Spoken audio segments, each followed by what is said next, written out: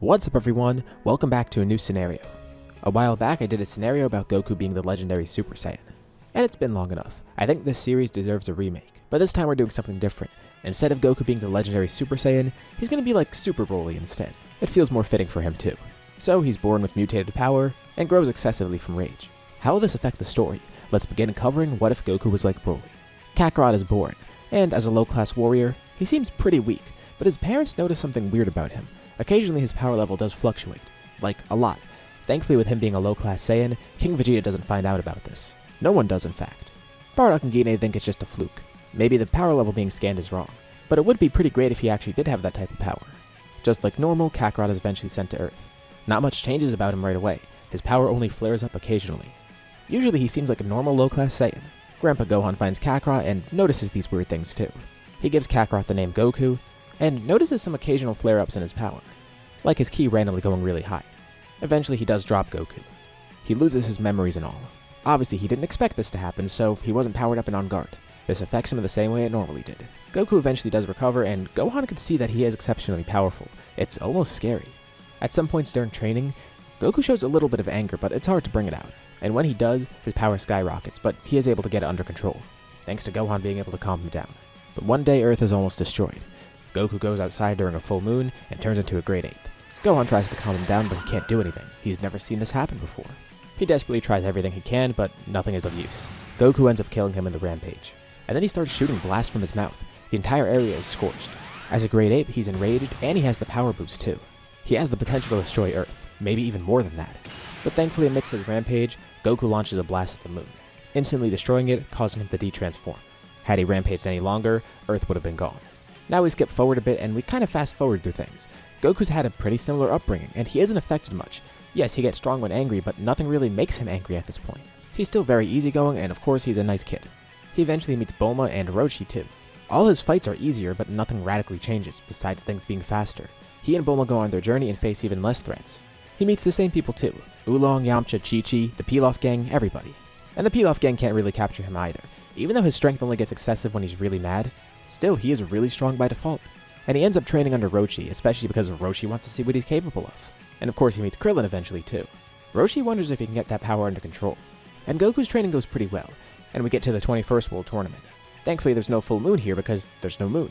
Otherwise everyone at the tournament would be dead pretty much instantly. The tournament's actually pretty peaceful, and the final fight is Goku versus Jackie Chun. And Goku ends up winning this. His increase in strength helps him be above Roshi even with his lack of skill.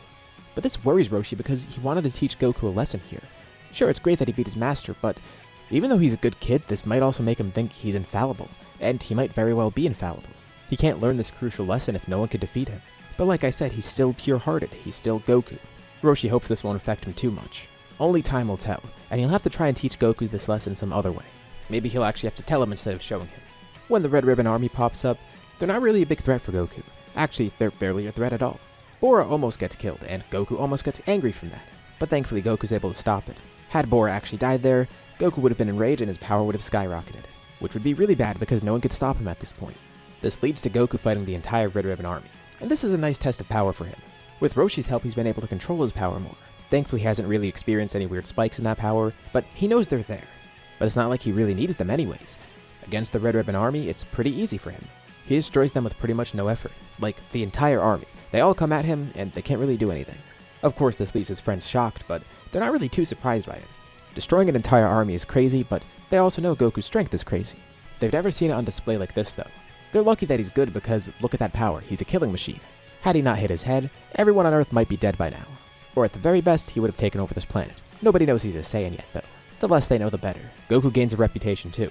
He won a world tournament that young, and then just defeated the entire Red Ribbon Army on his own. He's revered as the strongest person on the planet, essentially. His next step is going to Korin to train.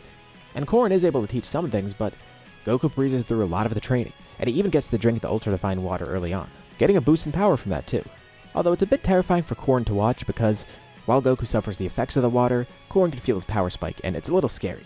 But thankfully he doesn't lose control, so Korin decides to teach him how to use that power. Roshi's taught him some great things too, but Goku needs more work on that. That power is there, and they've never trained with it. They really need to tame it because in case it does get unleashed, Goku won't be able to control it. Plus, if Goku can tame it, it'll help him in every other aspect because he could use that power to its fullest. It won't be locked away by anger. So he continues that type of training under Korin. eventually going back to Master Roshi, and after some time another tournament rolls around, the 22nd World Tournament. This time the Crane School's there, so Goku's gonna have to face them. The finals match ends up being Goku versus Ten Shinhan. And Ten's a great warrior, but he can't really do anything against Goku here. Besides him being stronger by default, at this point, he has somewhat of a control on that power that's been locked away. He tries to utilize it during fights, and it's tough, but he brings out a little bit of it. It's not like he needs it though. He defeats Ten and wins the tournament pretty easily. Ten really needs to find a way to surpass him. He doesn't know why Goku's that strong, but maybe it's something he could attain if he puts his mind to it. Goku's already setting records. This is the second win he's gotten, in a row actually. He still can't be defeated. He's going to be hailed as world champion. Roshi is still a bit concerned because he's not facing any real challenge here. And you can tell Goku gets a bit cocky during fights because of that. It really does worry him. But then, the worst happens. Krillin is attacked by Tambourine and killed. The person to find him is Goku. For the first time in a while, he feels an immense, uncontrollable rage. The building he's in begins shaking. The entire arena begins shaking. Roshi could sense Goku's ki, and knows something bad's about to happen. Quickly, he and the others run over to Goku, and they see him standing there with Krillin's corpse. As they enter the room, Goku's aura flares up. It's so powerful that it destroys the entire building, knocking them all away. It almost looks like his hair is flashing golden for a second, and there are points where his aura turns golden too. But Goku's trying his best to keep it together. Thanks to his training, he doesn't completely lose control. Had it not been for that, he would have turned Super Saiyan right here and now. He would have been completely uncontrolled and everything would have been destroyed. But he somewhat controls his anger. His hair stands up and it stops flashing golden. He's somewhat lost control of himself, but not completely. For a second, Roshi could see the transformation, as Goku turns around and then launches away. Besides his hair standing up, his eyes are now yellow. His aura is green and golden. Goku is utilizing the power of Great Ape in his humanoid form. Even without the full moon being there, he's using that power now. Manifested from his immense rage. This is his wrathful form. As he flies into the air, he can see Tambourine escaping. Instantly he flies over to Tambourine and flies right through him, then turning back and destroying him with a ki blast. And he grabs the thing that Tambourine is holding. It's a list of the World Tournament contenders. And then Goku looks down and realizes he's flying. He thought he called Nimbus, but no, he instinctively started flying up here. It's not like he needs Nimbus right now, but if he did, in this state he couldn't use Nimbus. And Goku could sense someone else approaching, another one of King Piccolo's sons. Symbol flies over. Goku realizes there's more of them. Someone commanded them to do this. Thankfully he's somewhat coherent, which makes him realize that, otherwise he would have been rampaging mindlessly. He pretty quickly kills Symbol. And of course King Piccolo's not going to let this happen. His ship goes over to where Goku is, watching Goku defeat Drum in the process too. He really has no choice, unfortunately. Even without his youth, he's going to have to fight Goku, but he's confident in his power. This kid seems powerful, but it can't be that crazy. Although, as Piccolo gets closer, he realizes it is that crazy. This leads to a death match between him and Goku, although it's really one-sided. Goku quickly launches a Kamehameha at him, destroying him completely. The Pilaf gang is barely able to make it out of there by taking King Piccolo's ship and leaving, thankfully without Goku noticing. Roshi and the others come over. Ten arrives too at Chaozu. He doesn't know what's going on, but he sensed that power flare-up, and recognized that it was Goku. They call out to him trying to get him to power down, and Goku lands on the ground nearby. He still is somewhat in control, but also is losing his grip. So he can understand what's going on, but not completely. Once more remembering that Krillin is dead, his power flares up again, and they see his hair briefly turn golden once more. But then his hair falls down.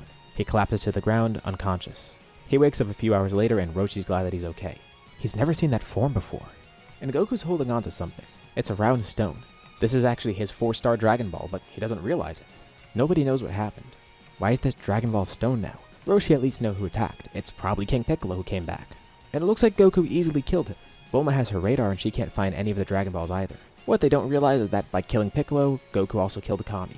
There's no more Dragon Balls. Goku eventually finds this out because he goes to Korin, asking what happened to the Dragon Balls. And this just makes Goku feel worse.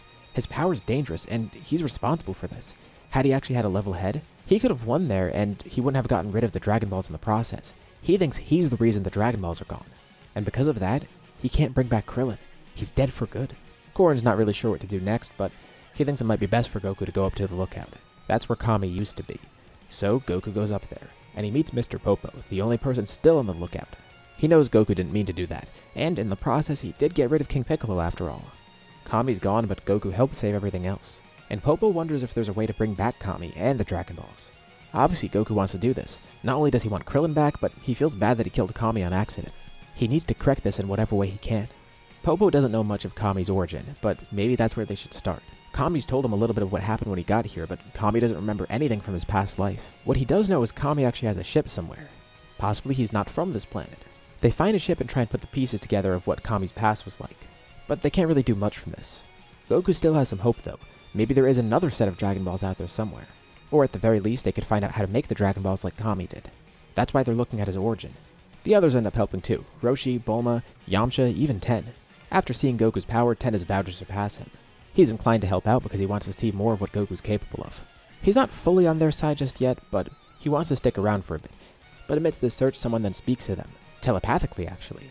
He introduces himself as King Kai. He's doing this for two reasons. One, he pretty quickly got news of Kami's death, so he started to observe Earth to see what happened. The second reason is because when he observed Earth, he felt Goku's immense power, and it could put the planet at risk.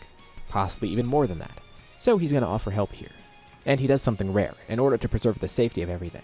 He wants to help Goku tame his power, so it doesn't explode and destroy everything. And he'll also help them get to Namek, which they don't know about. He tells them that's the planet where Kami's from, at least where his former self is from.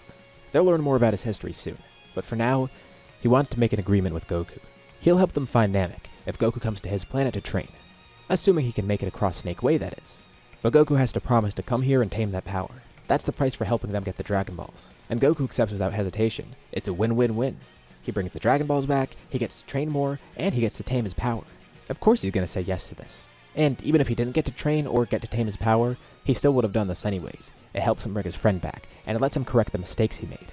So, very early on, a trip to planet Namek is planned. The group is a bit worried though, because if Goku's power flares up while they're in space, they're really going to be screwed. That King Kai guy seems like he knows what he's doing though, and he seems trustworthy. And with Bulma's help, they can start working on a ship to Namek. They're going to use Kami's old ship, and she'll try to upgrade it to the best of her abilities. It might not be as fast as it could possibly be, but she thinks she could work with this, and now that King Kai gave her the coordinates of Namek, they'll be good to go. As Bulma begins working on the spaceship, we'll leave off here for now. What do you guys think about this part and this scenario so far? Leave your thoughts and ideas in the comments below. I'd love to see what you guys think. As usual, be sure to drop a like and subscribe if you haven't already. It really helps out the channel and shows me you want to see more like this. Anyways, thank you all for watching, and I'll see you all in my next video.